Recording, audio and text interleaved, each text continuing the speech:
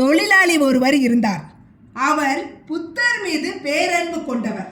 திடீரென்று 2 நாட்களாக அவருக்கு வேலை எதுவுமே கிடைக்கவில்லை. அவர் குடும்பம் பட்டினி கிடந்தது. என்ன செய்வது என்று அவருக்கு தெரியவில்லை. அவரை நம்பி கடன் கொடுப்பவர்களும் யாரும் இல்லை. மன வருத்தத்துடன் நடந்து சென்று கொண்டிருந்தார். அப்போது அருகில் இருந்த குளத்தில் ஒரு தாமரை மலர்ந்திருப்பது அவர் பார்வையில் பட்டது. அந்த மலர் வழக்கமான தாமரை மலராக இல்லை, அபூர்வமான அழகுடன் இருந்தது. அடர் சிவப்பு நிறத்தில் சூரிய ஒளியில் தகதகவென்று மின்னி பிரகாசித்தது. அவர் குளத்தில் இறங்கி அந்த மலரை பறித்தார். அந்த அபூர்வ மலரை யாருக்காவது விற்றால் ஏதாவது பணம் கிடைக்கும் என்று நினைத்தார். அந்த வழியாக வந்த வியாபாரி ஒருவர் தொழிலாளியின் கையில் மிக அழகான பூ இருப்பதை பார்த்தார். அவர் கேட்டார், அந்த மலரை என்னிடம் விற்று விடுகிறாயா? உனக்கு நான் 100 ரூபாய் தருகிறேன் என்றார். சற்று நேரம் கழித்து அந்த வழியாக செல்வந்தர் ஒருவர் வந்தார். அவரும் கேட்டார், இந்த மலரை என்னிடம் விற்று விடுகிறாயா?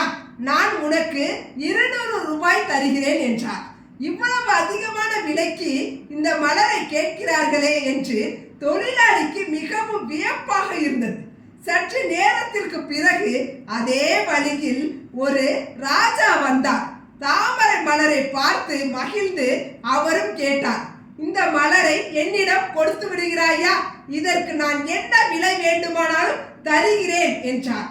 ராஜா பணியுடன் கேட்பதை தெரிந்து கொண்டு, ஐயா, வணக்கத்திற்குரிய ராஜாவே, அப்படி இந்த மலரில் என்னதான் இருக்கிறது? ஏன் இதற்கு இவ்வளவு பணம், எவ்வளவு பணம் வேண்டுமானாலும் தர தயாராக இருக்கிறீர்கள் என்று கேட்கிறார். இந்த மலரை பார்ப்பதற்கு மிகவும் அழகாகவும் அபூர்வமாகவும் இருக்கிறது. இந்த நகரத்திற்கு புத்தர் வந்திருக்கிறார். அவர் காலில் வைத்து வணங்குவதற்காகத்தான் இதை கேட்கிறேன். புத்தரை காண வேண்டும் என்று வெகு நாட்களாக ஏங்கிக் கொண்டிருந்த தொழிலாளி சொன்னார். அப்படி என்றால் ராஜாவே, என்னை மன்னித்துக் கொள்ளுங்கள். இந்த மலரை நானே அவர் பாதங்களில் சமர்ப்பிக்கிறேன். அந்த தொழிலாளி ஓடி சென்றார். அரிய தாமரை மலரை புத்தரின் காலடியில் வைத்து வணங்கி நின்றார்.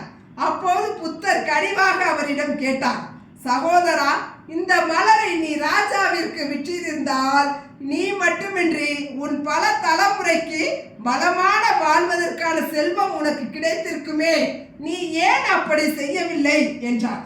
அதற்கு தொழிலாளி சொன்னார், ஐயா, உலகின் ஞானியே, நான் இந்த மலரை பறித்த போது இது ஒரு தாமரை மலராக மட்டும்தான் தெரிந்தது. ஆனால் நீங்கள் இங்கே வந்திருக்கிறீர்கள் என்று தெரிந்த போது இந்த மலர் என் இதயத்தின் அன்பாக மாறிவிட்டது. என் இதயத்தை சமர்ப்பிப்பதற்கு ஏற்ற இடம் உங்கள் காலடிகளை தவிர வேறு எதுவும் இல்லையே என்றார். புத்தர் எழுந்து அவரை தன் நெஞ்சோடு அணைத்து கொண்டு சொன்னார், இந்த உலகின் விலை மதிப்பிட முடியாத ஒரே ஒரு விஷயம் அன்பு மட்டும்தான் என்றார்.